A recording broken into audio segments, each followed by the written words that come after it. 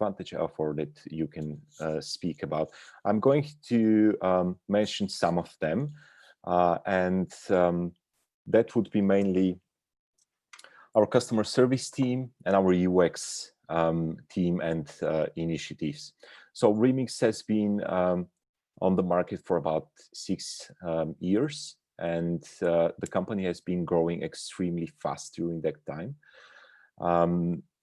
developing internally and also to new markets. We now operate on 9 markets in Europe.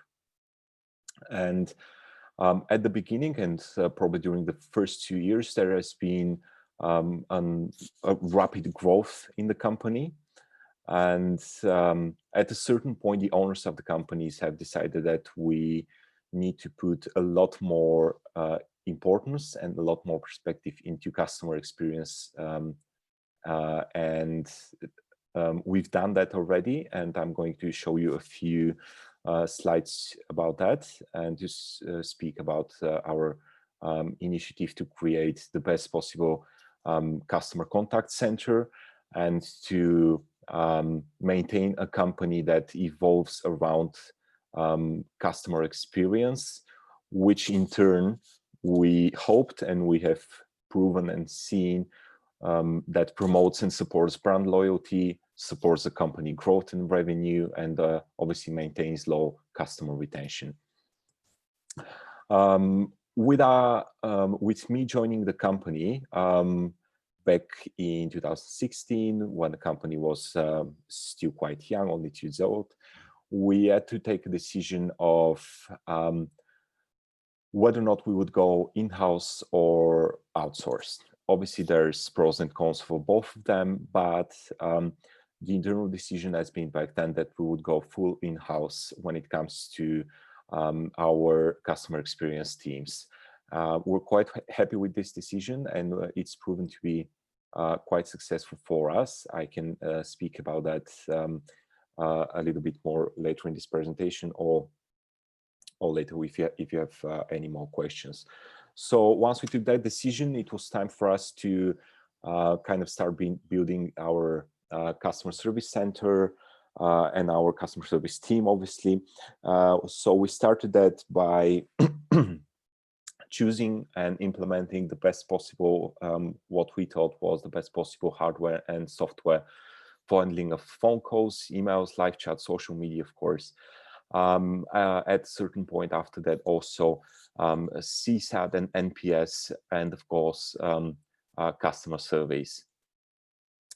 When it comes to customer satisfaction, we take proud of what we've done with the software that we choose and the level of satisfaction that we receive and the way we track it. I'm going to show you a little bit more about that later in the presentation. We do also take proud of the fact that we've established a business model that is customer-centric, and that we take decisions about the future development of our company and any changes that we decide to make to our website, because we operate online only, based on customer feedback, the customer voice, and the customer experience overall. I'm happy to share with you a screenshot of what our customer service software and design looks like. So we've started with the idea of building the best possible contact center. We started with implementing Zendesk. I'm sure you've all heard about this company as our main and central ticketing software. We've implemented all of our email accounts. We've developed live chat and social media, everything connected to Zendesk as well. Once we did that, we were prepared for the next step, which was to integrate our own ERP system within Zendesk as well. By doing so, we've been able to actually upload all customer profiles into Zendesk. And as you can see on the left side, we do now have a customer profile open, which any agent in our team can immediately see quick information about the customer, such as last order number, the names, the email address, and so on. And in the center, you can see that we've also connected as a next solution our voice over IP telephony provider, which is a German company called Force. And we've integrated that as well into Zendesk, meaning that any customer phone call would turn into a ticket as well. And not only that, but because we have our own ERP integrated into Zendesk as well, our agents can see customer information at the beginning of a phone call immediately when a ticket pops up, and without having to ask for any further customer information. Like within our team, there is no military key spelling and stuff like that that we were kind of used to in the past. You might be surprised, but at least in Bulgaria and in Eastern Europe, from my experience, this kind of customer experience when it comes to customer service teams is actually still quite rare. On the next slide, I'm going to show you some information about the inbound telephony volumes and the abandoned calls rate of our company, being one of the company in the retail sector. I take pride of what we've achieved. This information goes from January 2018, so a few years back, up to March 2020. You can see that we have our spikes in telephony, which is normal. We have like winter being our busiest period and so on. But what I like you to focus on would be the linear graphic of the abandoned calls rate, meaning that over the years, what we've managed to achieve is, number one, quite a low abandoned calls rate, being between 4 and 5%. But not only that, and also a consistent abandoned calls rate, meaning that we are consistently there for our customers, and this is quite of huge importance for us. This figure alone is not enough for me to show you the importance of the customer experience that we bring into the company without the next one. This figure shows you the development of the registered users of our company, so our customers, versus the actual total number of customer contacts that we have received over the past total years. This includes phone calls, emails, live chat, social media, everything, as I said. So as you can see, Remix is a fast-growing company. The total registered users is constantly growing year over year. Despite of that, however, the actual number of customer contacts is actually even declining in last year. And the reason for that is that in our company, what we've managed to do is that we actually listen to our customers actively, and we transform customer feedback into actual changes on our website, changes in the business model, and decisions into what we do next and how we do it. And this in turn means that more customers shop more products and more often on our website, with actually having to contact us less, which means that over the years, we're heavily improving the customer experience within our company. We also take pride of the customer satisfaction scores that we receive and that we measure quite actively. Again, I'm showing information for quite a long period of time, starting from the beginning of last year up to now.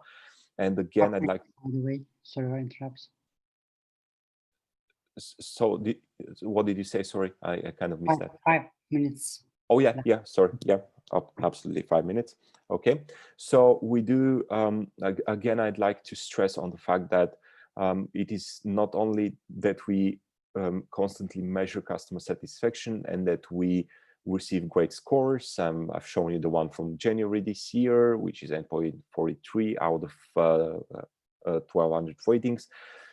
But it's not only that, but it's also the fact that our customer satisfaction scores are consistently high over time, which means that there's no like drop downs in customer experience. And that's despite the fact that, as with every company, it's quite normal. We would have every now and then technical issues on our website, or issues in our warehouse, and mistakes, whether from machines or from people. No company can avoid that, but in terms of best customer experience, it's important for any company, even in such periods, to kind of stand out there with our customers.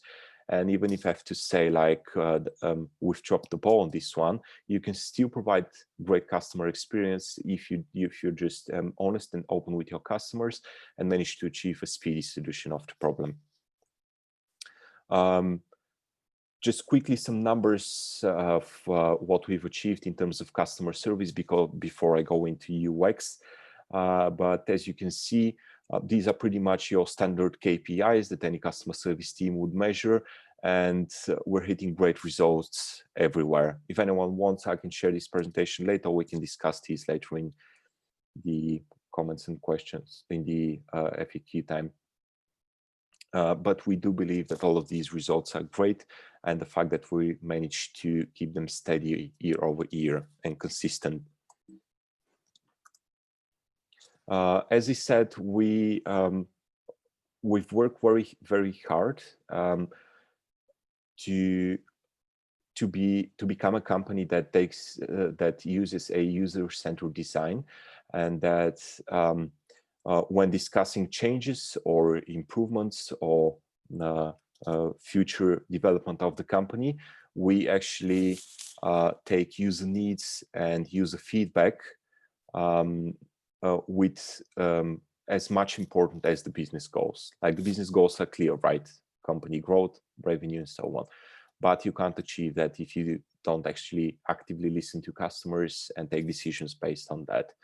I've chosen to show you this funny picture, which is quite a favorite one of mine, because what I want to say, I've worked with quite a few companies. I've been in the customer experience and customer service field for over 13 years now. I've worked with quite a few companies from all over the world, and I can honestly say that a company can have a great product, a great business idea, and so on, and it doesn't mean that this company provides a great customer experience. So unless you put efforts into customer experience and into listening to customer feedback, then you can have the best product in the world, but it wouldn't mean that you provide good customer experience.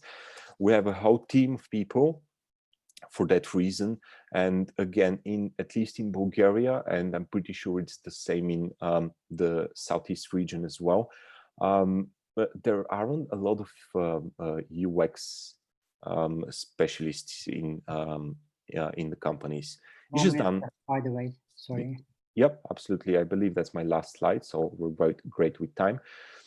So it's just like someone just doing a basic design and that's it. But we've taken an approach where anything we would like to do, and we kind of have to push that with our stakeholders as well, right? I'm sure you've all been there.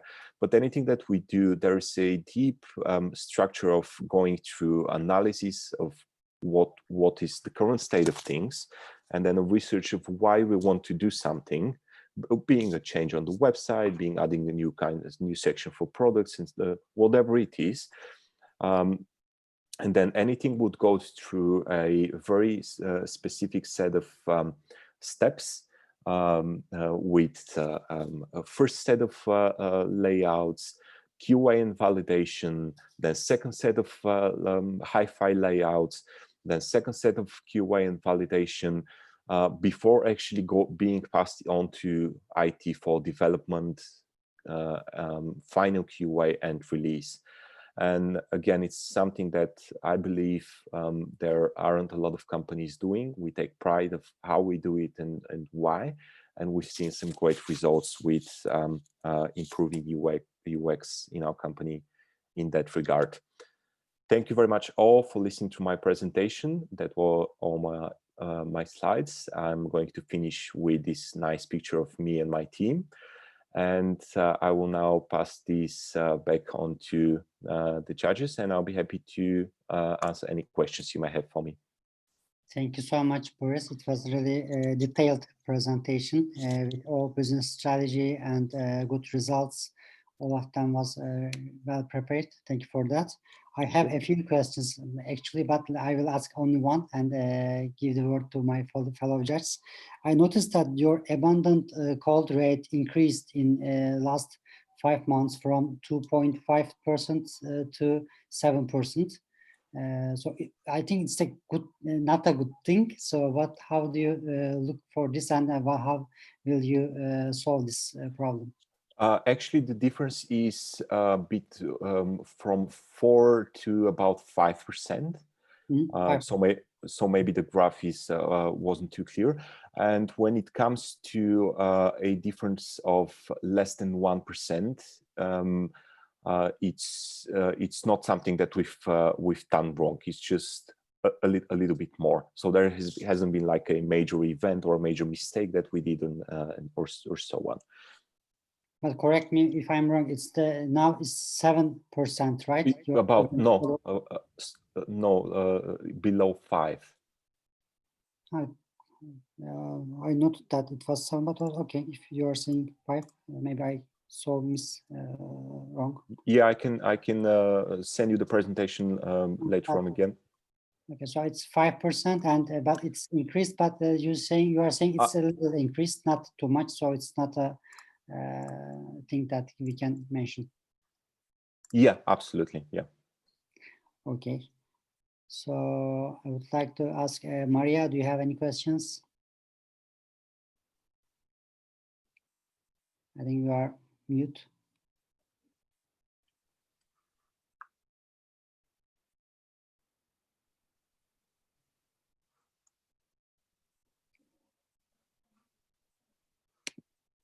Now you can speak, I think. Okay, now you hear me. Oh, all right. I actually have 2 questions left, because the first one was asked by you, Gohan. The first question I want to ask is, did you measure, or are you measuring, since you have implemented this plan of improvement, the basket value of your customers? I mean, okay, they visit your site more, they contact you less, but did the value of the basket of the customers is increased, and how do you track it? Absolutely, yes. We have quite a big marketing team which are tracking all kinds of statistics when it comes to sales, average basket value being one of them, obviously. The basket value has indeed increased. This has to do a lot with the type of products that we sell, obviously. What I'd like to mention here is that Remix is growing about 2.5 times in terms of revenue for the past 4 or 5 years. If that could answer your question in terms of value growth. And it's been named the fastest growing company in Eastern Europe by Ernst & Young in 2016. So yeah, this is of course being tracked on a weekly basis even, and it has been increasing for the past years as well. Okay, and one last question. Yep. You talked about the optimization you are doing, taking into mind all the feedback from your customers. So you say that we actually hear what they need and we implement it. And I was wondering how this mechanism works. I mean, is there an AI technology behind it? I don't know, how do you collect this kind of feedback on the actual need of your customer while visiting your website? So there's a few, that's a good question. There's a few things that we do. Number one, I would give an example, would be our customer service team, and namely our customer satisfaction measurement software, where customers can both evaluate and comment when they're leaving evaluations for our company. Of course, we also use the comments that we receive through, there's no AI though, but of course, we also use the comments that we receive through phone calls and emails, being taken down by the customer service team and then passed on, summarized and passed on to the rest of the company. And of course, our UX teams and IT teams are constantly tracking what customers do on our website with Hotjar and stuff like that, heat maps and so on, so that we can actually see and even know in advance where customers struggle. And that's not only used when we put new functions on the website, but also for the current usage of our website. So I'll give you one very small example, like it's a piece of detail, but it's important that even the smallest things are not overlooked, right? So we noticed that because our company has at all times over 300,000 products on our website. And obviously there could be a lot of scrolling around and there's a lot of pages. If you want to look to see all the products, you can spend all day on the website and you can't finish it. So what we did is we didn't have this button to actually choose the page where you want to go. So we show you like the first 3 pages, and then we noticed that customers are constantly clicking because they want to go further down the pages.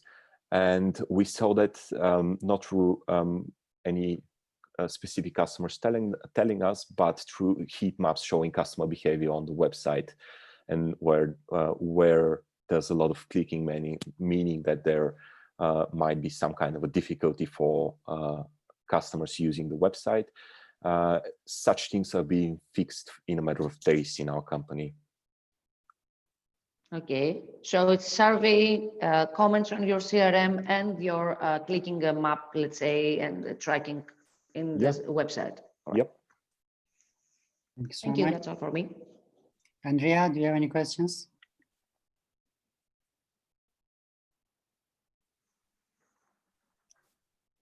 Yes. Okay, just a quick one following off Maria's.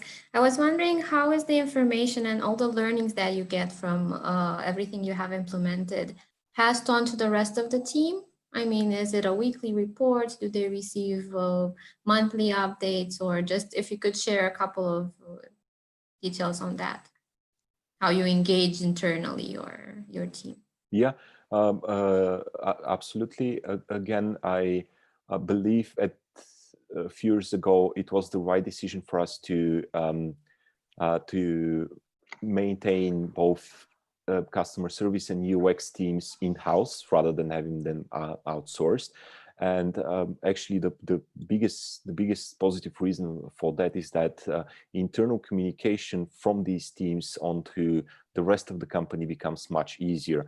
Meaning that, for example, me, I am like literally within the same office with our marketing team, and I do have weekly meetings with 2 of the owners of the company, which is kind of rare, I would say. And it would mean that customer feedback gets to the right people quite easy and fast. So it's a weekly report that I'm doing, but it's important that I'm doing it personally with both our marketing team and IT team and the stakeholders of the company being present. Okay, great. Thank you. Thank you. Thank you so much. Momchil, Sylvia, do you have any questions? Momchil must be a fellow Bulgarian, I believe. Yes. And I think he has a question, but he couldn't unmute himself. Thanks, Luka. So, yeah, just a quick question about overall engagement of the entire team. This was a question that I had from your form that you submitted. How you managed to engage the entire team, have them on board, and make sure that they deliver up to the high standards that you're looking to achieve? Yeah, that's a great question. Well, Fortunately, within Remix, I have a relatively small team of about 20 people, meaning that I can even physically be as close as possible to them. I'm not one of the people who likes to have an own office or something like that. I'm literally on the floor together with my whole team, and I speak and listen to them the whole time. And what I'm trying to do is get them involved into all decisions that that we make in the company, not only concerning customer service specifically, but also decisions that we would then further discuss with our IT team, or decisions that we would then further discuss with our marketing team concerning promotions on the website, what we sell, new functions on the website, and so on. And I believe it's a very positive thing for any member of the customer service team, for example, to receive a phone call from a customer, or like 10 complaints from different customers about something that's bugging them on the website, and then share this on a weekly meeting with myself, and then see that same thing changed a week later. It feels quite good that they kind of literally they can see the impact that they have on customer experience and on the business of the company itself. So I do speak to people and have weekly meetings with them, or as often as possible, to make sure that, first of all, I can receive the feedback that I know they already have, but also to make sure that they feel appreciated and they engage with what they do. Okay, thanks a lot. Thank you. Yes, Sylvia, do you have any questions? If not, I have one more. Okay. Hi, I had trouble connecting with the audio, because they say you should be unmuted. So I had with previous also.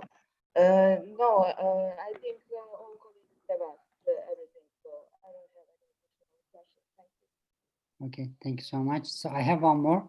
Okay. So you explained about your CSAT score. It was, as I remember, 8.4, right? 8.4 customer satisfaction scores. Is it the average score, or are you measuring customer call center satisfaction, call center agent satisfaction, or website satisfaction? That would be the graph that I showed measures the customer service team. So yes, these are evaluations from customers directly to the agents from our customer service team. And that's an average, yes. The specific number was for January out of 1,208 evaluations. What was the questions? Are you asking the general helpness of customer service agent, or knowledge? Maybe you have. It's a general questions of how happy are you with the service you've received from us, and with 3 phases, being happy, moderate, and angry. And obviously customers can then also choose to leave a written comment, which is monitored by ourselves, especially for the negative ones. So you said scale is 3 smiley faces. Yeah. So how you convert this to 8.4? We use a software code, a company called Nice Reply. If you want to check it out, they have quite the formula behind this figure. I mean, I have to be a mathematician to kind of understand it all. But the negative score would be 1. The middle one would be 5, and the positive one would be a 10. Okay. Thanks so much. It was a great detailed presentation. Thank you very much as well. Have a nice day. You too, guys. Thank you. Thank you. Thank you. I will just send you